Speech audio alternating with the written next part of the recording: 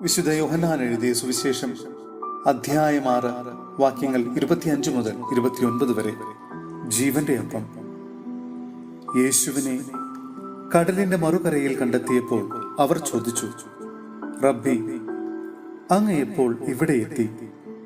യേശു പ്രതിവദിച്ചു, സത്യം സത്യമായി ഞാൻ നിങ്ങളോട് പറയുന്നു, അടയാളങ്ങൾ കണ്ടതുകൊണ്ടല്ല, അപ്പം ഭക്ഷിച്ച് തൃപ്തരായതുകൊണ്ടാണ് നിങ്ങൾ എന്നെ അന്വേഷിക്കുന്നത്.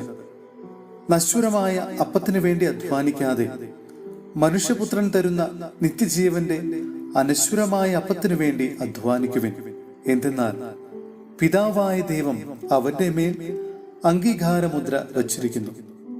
അപ്പോൾ അവർ ചോദിച്ചു, ദൈവഹിതമനുസരിച്ച് പ്രവർത്തിക്കുന്നവരാകാൻ ഞങ്ങൾ എന്തു ചെയ്യണം? യേശു മറുപടി പറഞ്ഞു, ഇതാണ് ദൈവഹിതമനുസരിച്ചുള്ള പ്രവൃത്തി, അവിടുന്ന് അയച്ചവനിൽ വിശ്വസിക്കുക. സഹോദരരെ, വിശുദ്ധ പൗലോസ്ലീഹ കൊറിന്ത്യോസിലെ സഭയ്ക്ക് എഴുതിയ 1-ാം ലേഖനം അധ്യായം 12 വാക്യങ്ങൾ 12 മുതൽ 20 വരെ. ഒരു ശരീരം, പല അവയവങ്ങൾ. ശരീരം ഒന്നാണെങ്കിലും അതിൽ പല അവയവങ്ങളുണ്ട്. അവയവങ്ങൾ പലതെങ്കിലും അവയെല്ലാം ചേർന്ന് ഏക ശരീരമായിരിക്കുന്നു.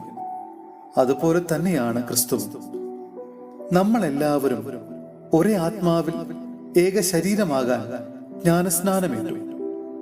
യഹൂദരെന്നോ ഗ്രീക്കുകാരെന്നോ അടിമകളെന്നോ സ്വതന്ത്രരെന്നോ ഭേദം കൂടാതെ ഒരേ ആത്മാവിനെ പാനം ചെയ്യാൻ എല്ലാവർക്കും സാധിച്ചു. ഒരു അവയവമല്ല, പലത് ചേർന്നതാണ് ശരീരം. ഞാൻ കൈയല്ലാത്തതിനാൽ ശരീരത്തിന്റെ ഭാഗമല്ല എന്ന് കാൽ പറഞ്ഞാൽ അത് ശരീരത്തിന്റെ ഭാഗമല്ലെന്ന് വരുമോ? അതുപോലെ തന്നെ ഞാൻ കണ്ണല്ലാത്തതിനാൽ ശരീരത്തിന്റെ ഭാഗമല്ല എന്ന് ചെവി പറഞ്ഞാൽ അത് ശരീരത്തിന്റെ ഭാഗമല്ലെന്ന് വരുമോ? ശരീരം ഒരു കണ്ണു മാത്രമായിരുന്നെങ്കിൽ ശ്രവണം സാധ്യമാകുന്നത് എങ്ങനെ? ശരീരം ഒരു ചെവി മാത്രമായിരുന്നെങ്കിൽ ഘ്രാണം സാധ്യമാകുന്നത് എങ്ങനെ? എന്നാൽ ദൈവം സ്വന്തം ഇഷ്ടമനുസരിച്ച് ഓരോ അവയവവും ശരീരത്തിൽ ക്രമപ്പെടുത്തിയിരിക്കുന്നു. എല്ലാം കൂടെ ഒരു അവയവമായിരുന്നെങ്കിൽ ശരീരം എവിടെയാകുമായിരുന്നു? ഇപ്പോഴാകട്ടെ പല അവയവങ്ങളും ഒരു ശരീരവുമാണുള്ളത്.